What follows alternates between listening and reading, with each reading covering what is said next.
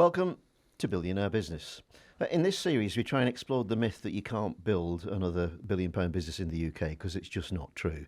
My name's Ian Fishwick. I'm a serial entrepreneur in the UK tech industry. I've done 43 mergers and acquisitions in this sector. And I'm Chris Godsmark. I've been advising on M&A deals and fundraisings for over 2 decades in predominantly the tech sector. And these are businesses with valuation of up to $1 billion and more. And we have been growing about 30-35% every year. How do you decide which country to go into next? Selecting the right people is the most important thing. Because if we get people who shy away from making decisions, they will mess up the business, right?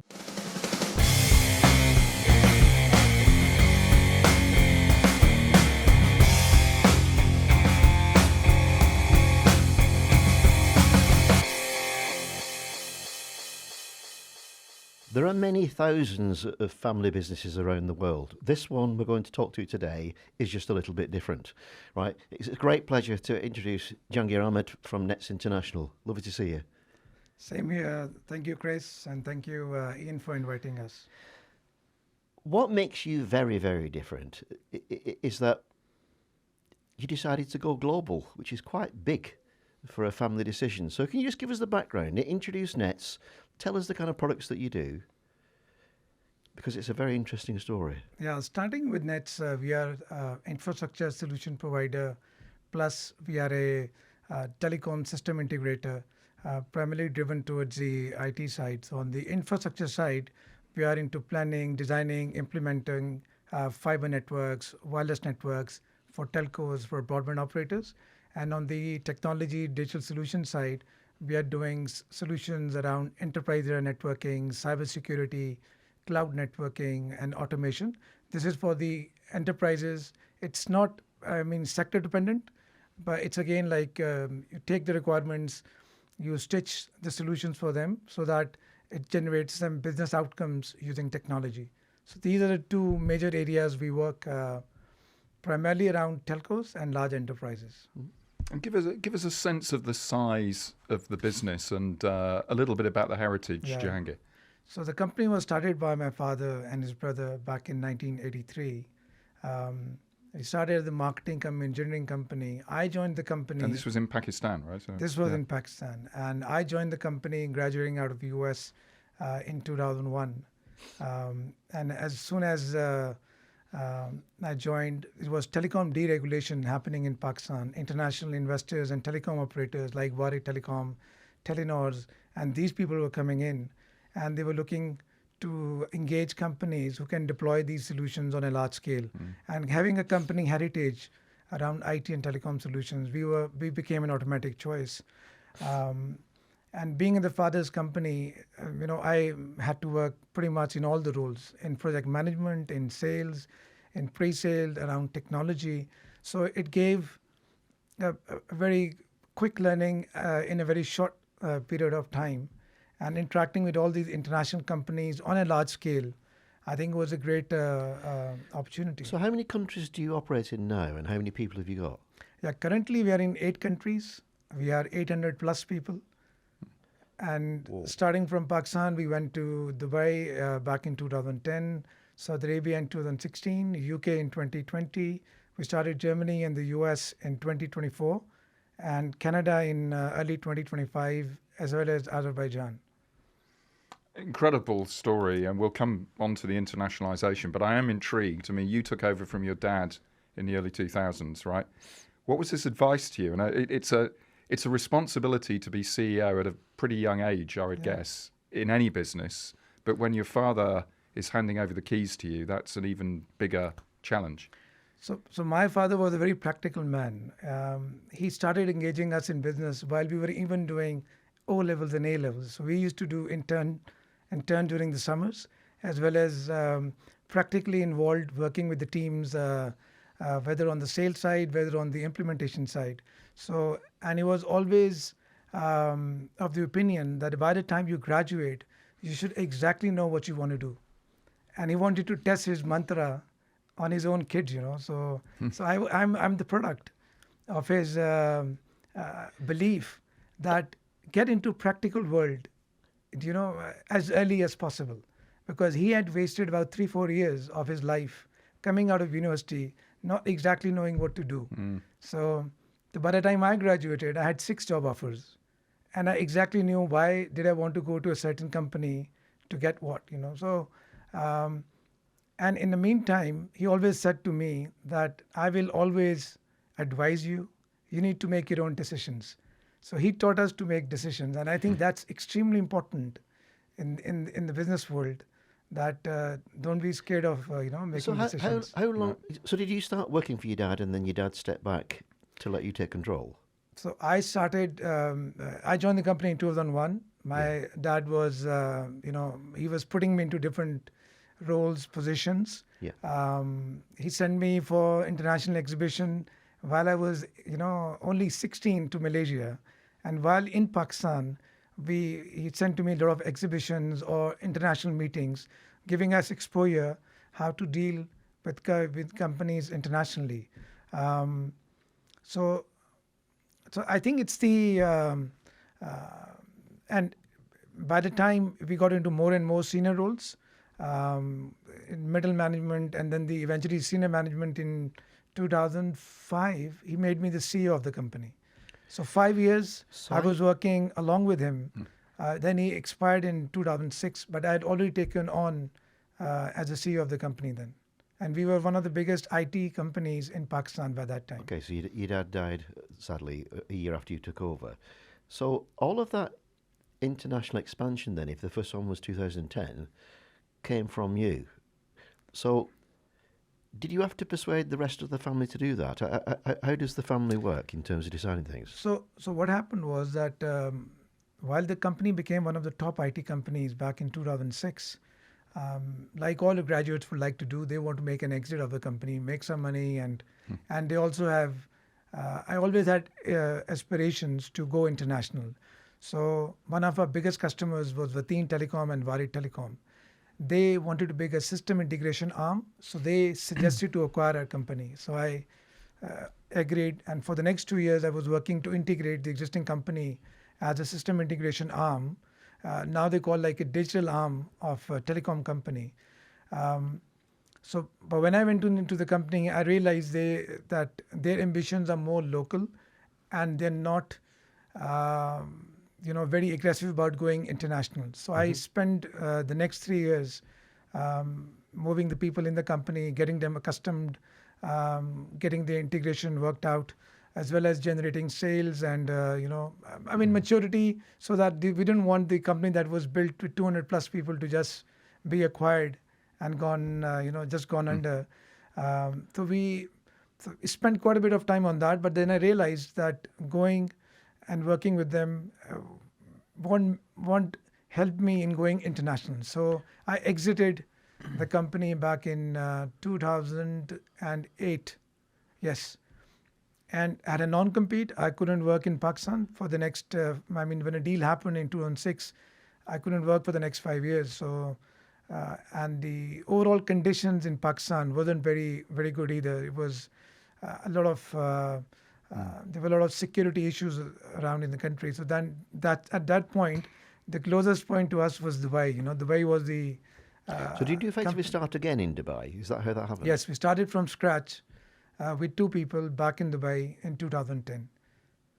But the business in Pakistan, is that now part of the group or is that completely separate? Yeah, so back in 2012, when this non-compete wasn't there, When it finished, so we built the company back in Pakistan because a new company you built. A new company. Okay, right, Yeah. understood. Yeah. Actually, when we sold the company, we didn't sell the company. We sold the assets of the company. We gave the people, we gave the running contracts. The company just became a shell company, and I couldn't do business for 5 years in the same domain. But after 5 years, I built the company back in Pakistan because it acts as a very good base in terms of technology, know-how, manpower, and those expertise at a very competitive cost.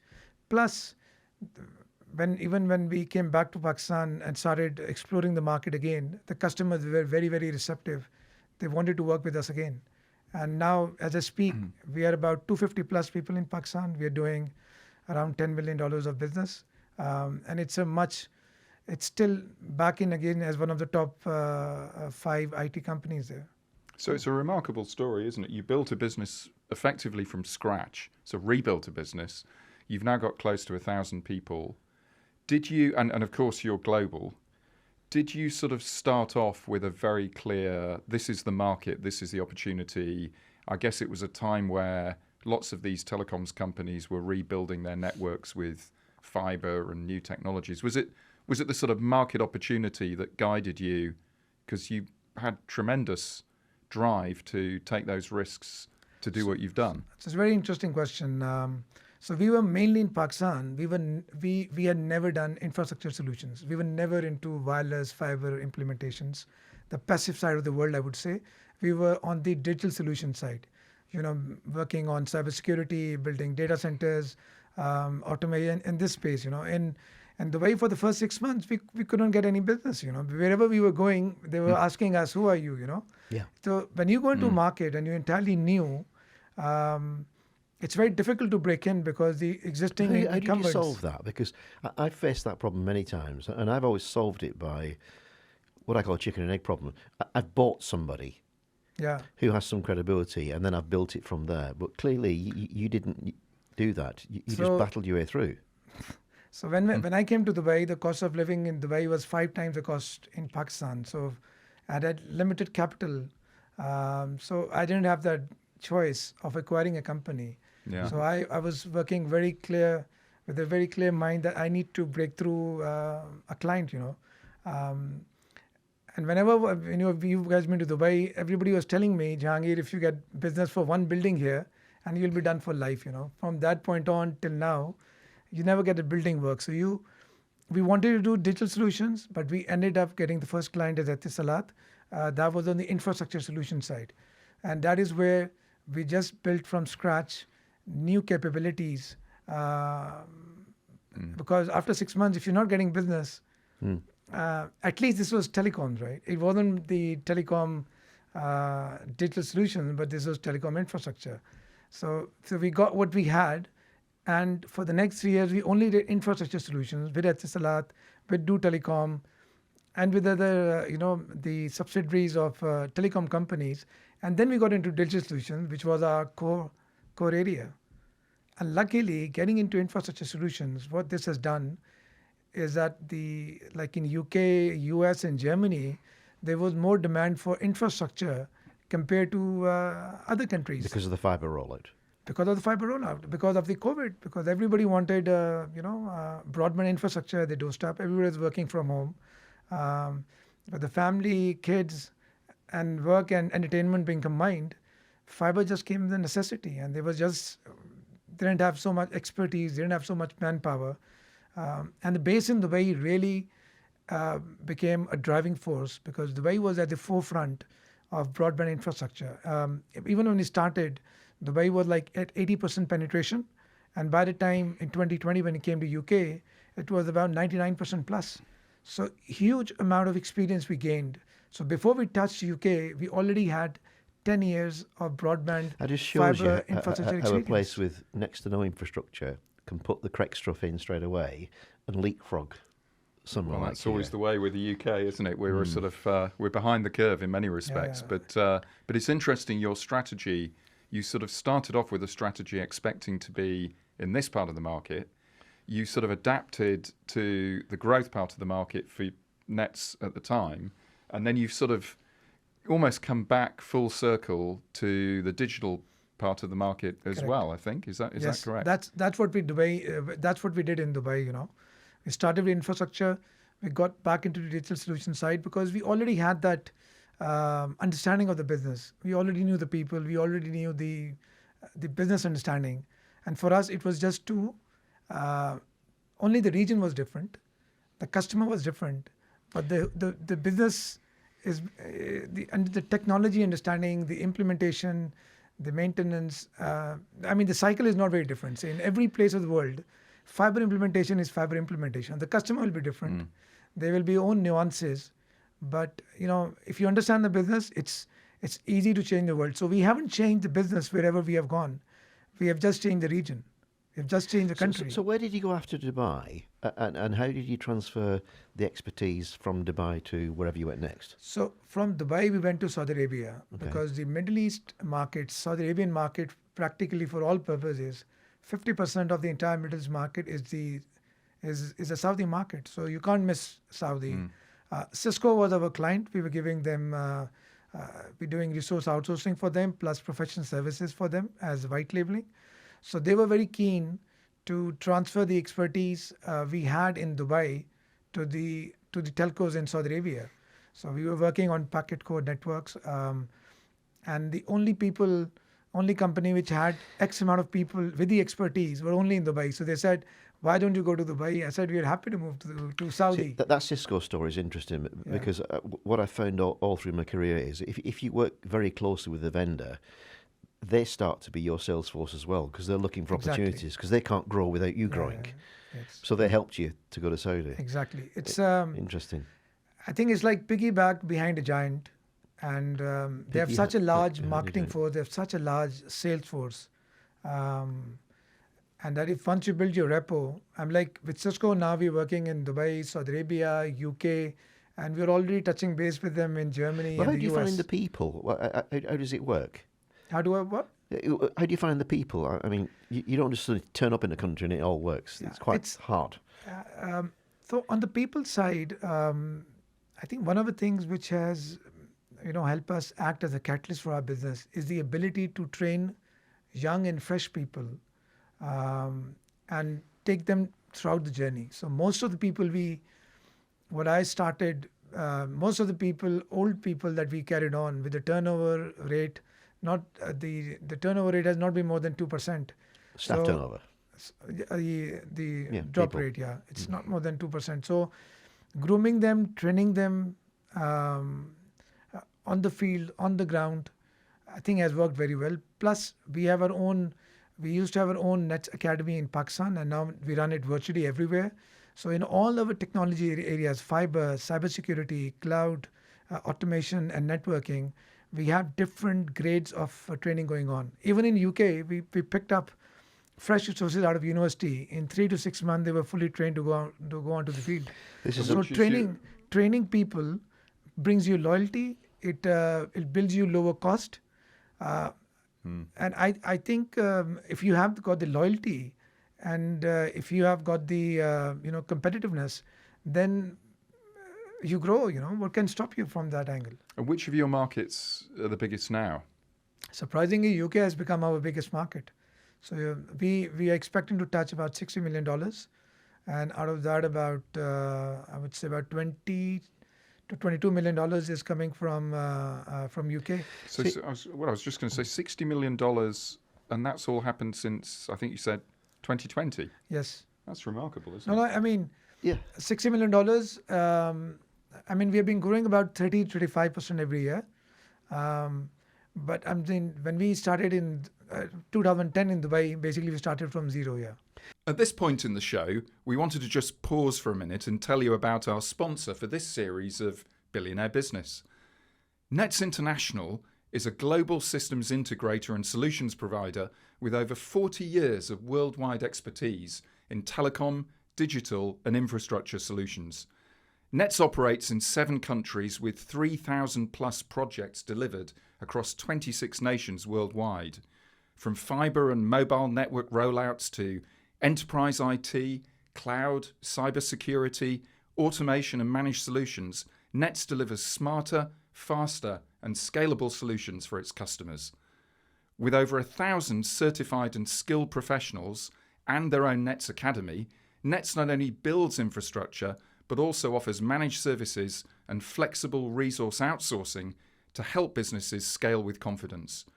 Recognised as Cisco's Emerging Partner of the Year and Best Fibre Services Provider in the UK, Nets International is the trusted partner driving digital transformation and leading the charge in integrated solutions worldwide. See, one of the things that's interesting there is you've done great in the UK with a different approach to people in the UK. We've almost forgotten at times how to train people. What you're realising is get people with the right attitude. They're probably not that expensive at the start. Train them through. and then suddenly you got They're a very less likely to leave, aren't yeah, they? and you got a great business. But let's do that a bit. So how many people have been with you a long time, and how do you stop them leaving? Do you incentivize them or? So multiple ways. I mean, I think it's very difficult with people. Some like a pat on the back. Some people are like just looking at dollars. Some people are just looking at their technical growth. So we try to do all of it. I mean, we have been awarded as the best employer award in Dubai multiple times, um, and then of course, we have looked at bonuses, incentives, but I think the biggest thing is we have given the freedom to people to make decisions. Like our CEO for Nets Dubai, he was a mechanical engineer. He was 2 years out of college with no job. He started, with me. He was our second employee in the UK. So with us as a mechanical engineer, he had to wear hats of an HR, as a project manager, as a sales guy, and in 3 years I made him the CEO. So, like my father trained me, I try to train and give freedom of decision making to the people, and that has worked very well. Everyone likes to get an opportunity to explore themselves, to make a mark for themselves, and give them due credit, So, I think it's a mix. I don't think a dollar dollars are very important. The salary is very important, but I think it's really letting people unleash their potential and giving them opportunity really makes them stick around. Plus, we've always tried not to fire people. There have been so many cases we have gone through difficult periods. Like recently in Dubai, about 3 years ago, we lost our major contract, which was giving us about 50% of our net profit was a direct contribution from one that contract. customers. Right.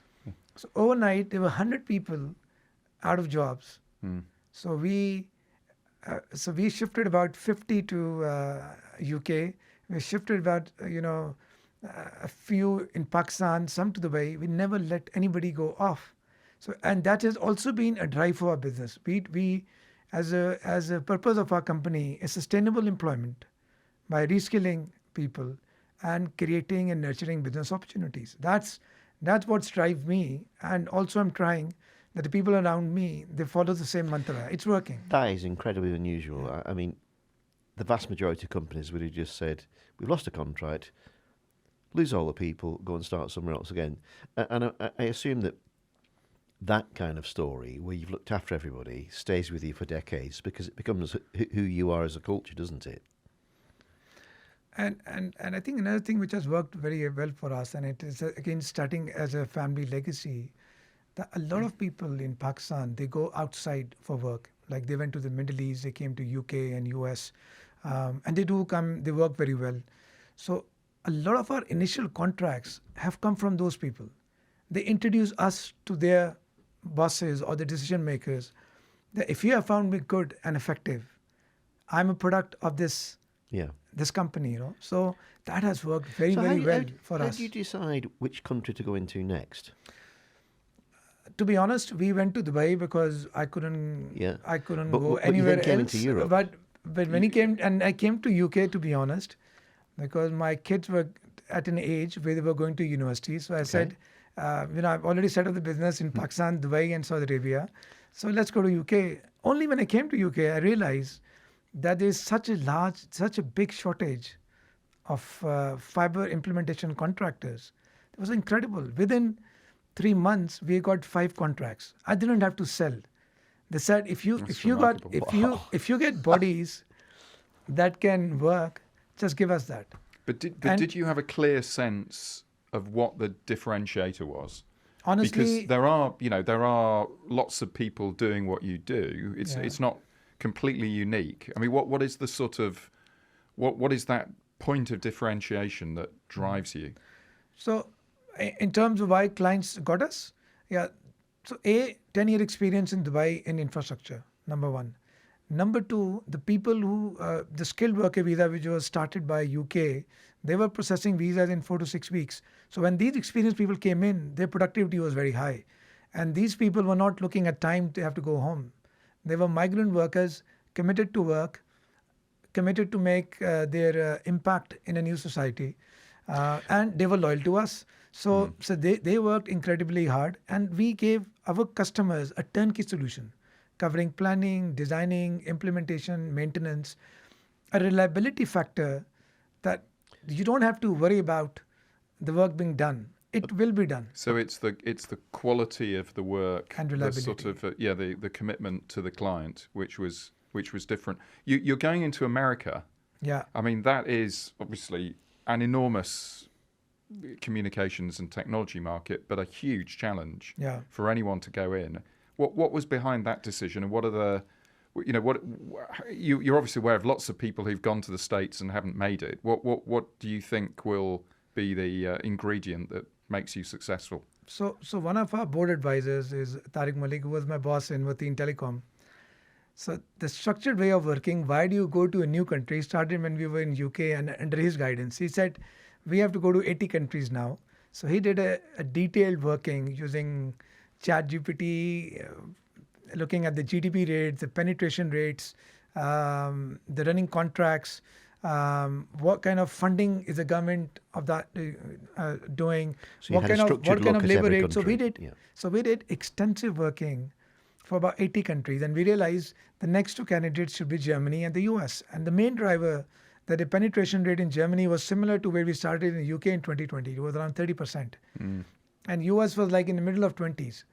And they were bigger markets, because Germany is a much bigger market than UK, and US again is again a very huge market, right? And a lot of penetration still to happen. So the choice of America and Germany was dominantly around penetration. Plus, our experience of these Western countries is that they pay on time. Unlike most of the Middle Eastern and Pakistan, the challenges are there in terms of payment. But here, the transparency. We're not going to be too controversial naming countries where No, no, payment rates aren't. No, no, but just on the I'm States. just saying, relatively speaking, there is more transparency in the Western societies, which helps business grow. And the time it took us to grow in Pakistan and Middle East, we have covered the same volumes in 1/3 the period. It sounds like, if I'm understanding this correctly, that you're bringing in migrant workers so you have expertise and a labor force straight away, and then you're augmenting that with local people and training them up. Yeah. How do you find it in terms of visas transferring people around the world? Because some countries must be easier than others. So yeah, that is the case. I think in UK we found the most of the people we got were from Philippines, India, and Bangladesh. Since we got from Dubai, they were already in Dubai. But these three were the most, and some people from Ghana. So all these four nationalities were fairly easy. I think getting Indian nationality is a lot easier. Pakistani is relatively harder. But since most of the people who worked with us, 70-80% are from Pakistan, and I'm from Pakistan, so our preference, one way or the other, was more, although we're not differentiating in terms of who we select, we don't select, but because of the backlog, this came in. And the combination was very important. One migrant worker with one local worker. So we try to maintain this 50-50% ratio. It keeps the customer happy because they're seeing the local interface language. The local interface learns from the experienced migrant worker. So the knowledge transfer also happens. And if one is reliable, the other becomes automatically reliable. So I think this mix is the key to success. And we also owe to the companies where you're operating, right? So it can't be that we just bring an army of people and we don't come in, train people locally, or we don't give the jobs to the local manpower. It's all about the right people. Yeah, Huh? yeah. Can I just move on to the family business story? And I guess you tend to think of family businesses as being more risk averse. I mean, you are absolutely 100% proving the opposite. How do you see the advantages of having a shareholder structure which is largely, I mean, I know you have one or two external, perhaps manager shareholders, but it's predominantly a family-owned business. See, in family-owned business, I think the one great thing is that we can't afford to fail, right? We don't have a backup of someone coming to our rescue and coming from societies where banking and fundings are not as easy as the Western societies. So we are trained not to fail. And the second is the belief systems. We believe that once you're hardworking, you're honest, and you have the knowledge, you will succeed. So that's the burning thing that has gone through. Plus, we operate within our resources. We don't like to go up and beyond. So by not loaning extensively, I mean loaning With we also debt, do for example. debt. Yeah. We don't take Yeah. long-term debt. So Yeah. with short-term debts on a like what you call as a running finance when needed. We just don't go above what we can do because we don't want to be in a situation where we are kept hostage. We have to fire people. We can't fulfill, and the commitment we have given to the customer, we don't deliver. That's very painful for us. So, planning whenever we do implementation or any project is extensive. We just can't fail. So We what's can't afford to fail. so Chris what's your Ian. ambition then? Are you trying to build a business to pass on through the family generations, or do you want to sell it at some point, or Yeah. what's the plan? So what we're doing right now is a classic corporate governance exercise. We have already built we have made a group company because we have realized creating these individual companies, we can't scale like that. So we created a group company where there's a group finance, there's a group marketing, group shared support functions. Um, and we have created a board of that. It's already nominated and notified. And then for every country, there is a separate board which is kept in, which is a CEO, an external advisor within that country to bring in the local domain knowledge and access to clients as well as the know-how of the local market. So the way we are going is I realize that family-owned structure will not guarantee us sustainability. So we have to have the right corporate governance in the working. That is why we have taken this route. I don't want to be pressured by relatives, even my children, that that we just should be there because we're just family. They should be there because if they deserve to be there, and they have to Yeah. work their way up. In our company, like 800 plus people, hardly 1% of the people are from our family. So, and if we keep giving all the top posts or all the key attention to the family members, then the other people won't grow. If they don't see the potential to grow and they see there'll be family bias, this would just stop the growth of the company. But it's a real challenge, isn't it? Blending a more corporate structure with the best of what you've just said in terms of the Yes. family. And you said something which was a really nice thing to say actually about your dad, which was he sort of taught you to be decisive. And I think what you're saying with the family ownership is you have to be decisive because you've got to make the right decisions. You've got to make the decisions. What you often see with very large corporates where no one, there aren't that many people who have real responsibility, real Correct. skin in the game. They can sort of avoid making decisions rather than making them. And how are you going to keep the best of what you've built up, but have a corporate structure that perhaps is more relevant to a much bigger business? So I think the major thing is the guidelines that we create, the TORs we have created. Plus, I think selecting the right people is the most important thing, because if we get people who shy away from making decisions, they will mess up the business, right? So, like Jim Collins says, if you haven't got the right people, you can't even get onto the bus. So I think the right people is very important, and you will. And again, decision making will be on majority. There will be timelines. I'm looking to be the group CEO at least for the next 1 to 2 years to ensure that we get the spirit going. Because to me, a company which is growing fast, which has to go and enter and adapt and be flexible to adapt into new cultures, new markets, quick decision making is very important. Quick but not rash decision making. And one of the things I learned from one of the John Chambers book was, whatever decisions you do, think of this like a chess game. You have to go from one side to another. Sometimes you'll move one step. Sometimes like a horse, you'll move 2 steps to the left and right. And sometimes you'll act like a queen or like that tower going straight in. So you have to plan your moves that even if you get stopped in the middle, what are you going to do with that? Otherwise, people go forward. They take quick decision making, but as soon as they reach the middle stage, where the assumptions are proved wrong, they suddenly are bamboozled what to do. So play this What are business the, like a chess game. What are the next where moves? you have to get. What are the next moves, Jahangir? I mean, So- where do you see this business being in, say, 5 years? Because it's a remarkably high growth story. So we have set a target that we are going to touch at least $300 million in by 2030. That's so by 2030.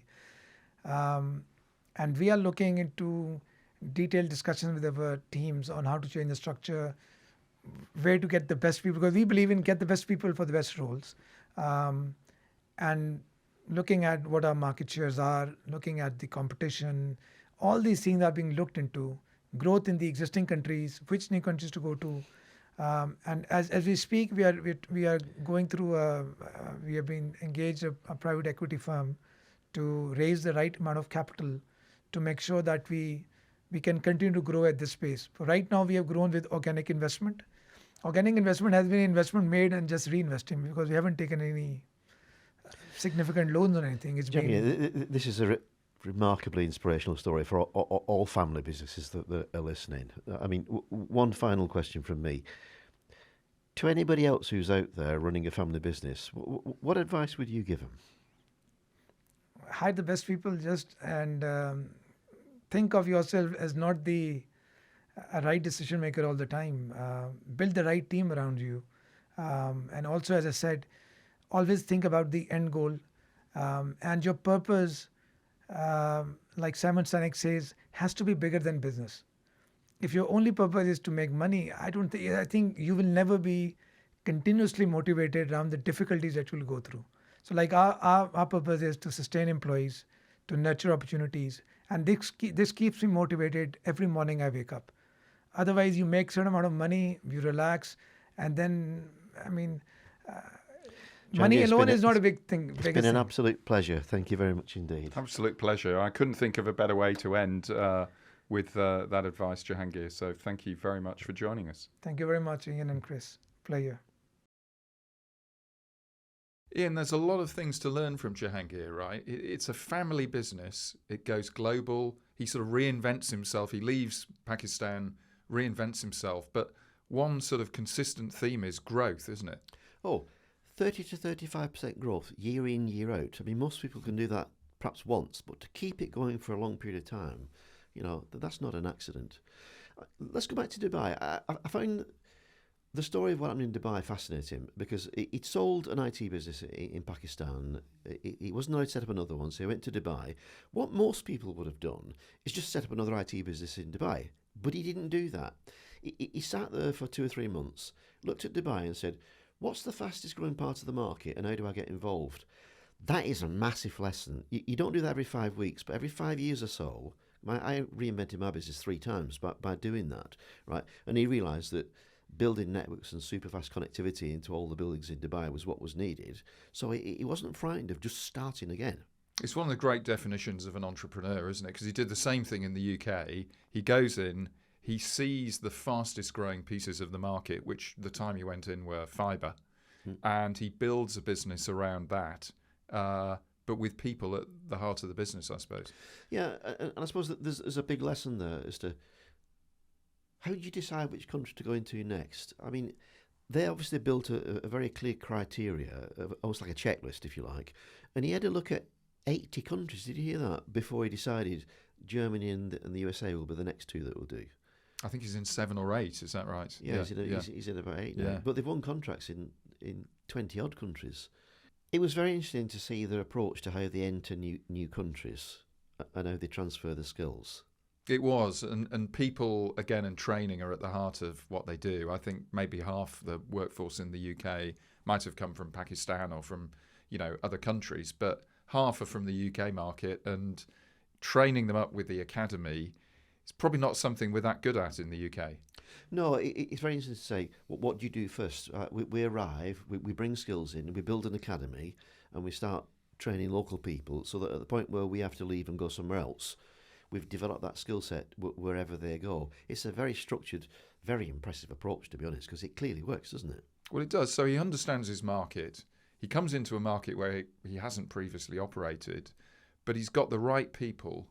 He is an insurgent, a sort of disruptor in that marketplace, but he understands what proposition will work. But I think at the core of it is back to the people, isn't it? Because ultimately, it's through the people that you get customer engagement, customer satisfaction. It is that, but it's also relationships, because it clearly has, well, Cisco, he had an extremely good relationship with Cisco, and it was Cisco who said to him when he was in Dubai, we want to get in Saudi Arabia, but we need somebody who will sell our equipment. Shall we work together? It's much easier when you work with a big global company and you do it together. So it's very rare that you find a family business that decides to go global like this. But there's some huge lessons to learn from what he's doing. There's a lot of lessons, and he is the archetypal entrepreneur. You know, he just wants to start new businesses, grow them, spot the market opportunity. You know, I can see Jahangir going all the way. It's one to watch, isn't it?